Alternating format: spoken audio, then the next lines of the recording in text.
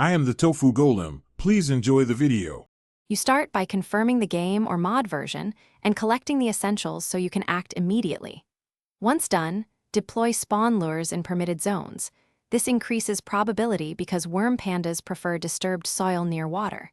Make sure to carry bait stacks and 2 bamboo poles to sustain multiple attempts. Move to dusk timing. Worm panda activity spikes then, so position yourself and set quiet movement to avoid scaring them off. Act now to trigger the first encounter. You continue by closing distance with controlled steps and bait placement to herd the creature. This works because worm pandas track scent gradients.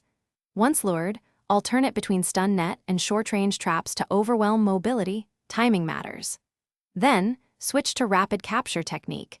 Deploy the quick capture tool and press the interaction key within the 6-second stun window.